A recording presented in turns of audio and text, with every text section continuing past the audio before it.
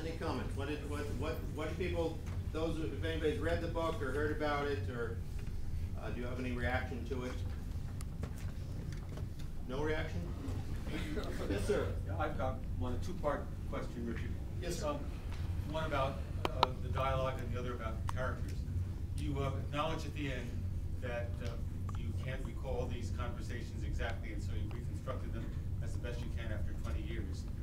And when it comes to characters, you say that these are composite characters who you describe in most cases, except where you identify them specifically. Yet, there's only one president, so as you describe a president, there can be only one. There's only one dean of students. And you describe a couple of faculty members in such detail that those of us here who were there in the 80s would recognize them, and yet you give them behaviors that don't fit those apparent people at all. So, although you call this a memoir, I wonder whether you ever discussed with your publishers and your editors whether this might not be considered more a work of fiction based on a college in New England, not identified as Hampshire, but identified as with a new name, just as you've given these people and their dialogues new words. Have you thought about that? I did think about that, and in fact, this was written first as a fictional account, and I actually tore up the fictional account with a fictional college and made it specific. The reason I did that was that it was, for me, I was trying to tell a story about something so specific in history that to make it generic and give it a fictional name was either the name was the game was going to be given away by, you know, this could only happen at a small liberal arts college in New England, and anyone with one Google search would find out where I went to school. That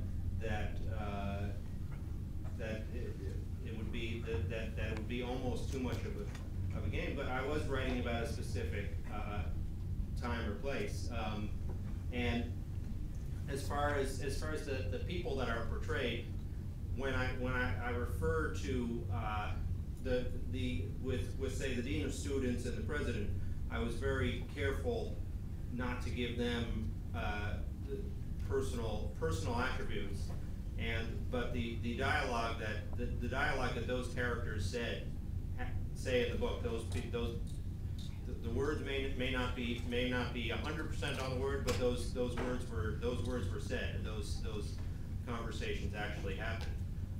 If there's, I'm not aware of which faculty members that we're talking about, but to the extent that people were identifiable,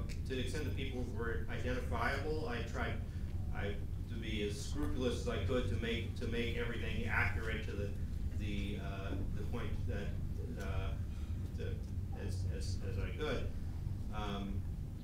and where I couldn't be accurate, or where dramatically, whatever reason it didn't work, or where I wanted to protect identity, I did make characters composites and design them in a way that they would not bear resemblance to actual people. So all I can say is everybody that's an identifiable person, that is true to the extent that I could acknowledge it. In those conversations, in those cases, I didn't even trust my own memory. I went back and talked to other people who were there. I talked to others and tried to make that as rigid as I could. But that's very specific. Yes, ma'am. Why did you choose the title? It seems like you've made quite a career for yourself. You don't seem very lost anymore. What were your thoughts behind the title? The title, I thought it was something that I thought that everybody knew what it was. It was a license plate frame that in California was very common in my day. It always just sort of struck me as very apt for the book, for this book and this subject, and it was a reference to that. about a couple months before it was being published, I thought everyone knew what it was a reference to. I said to my wife, it suddenly occurred to me, you know what this is a reference. She asked me the same question, and suddenly it dawned on me that nobody knew what I was a reference to. But I found that out. But hopefully it still works. Yes, ma'am. I wanted to know, you described this sort of culture of extreme apathy, and to me it sort of sounds a little bit like entitlement. Going to like Hampshire College as the institution, I wondered like what kind of message would you want current Hampshire students to be taking out of hearing that your experience was so apathetic and unengaged almost? The question was, everybody, what message would I want people to take away from from it? I don't know. You know, the message of the book is the book. If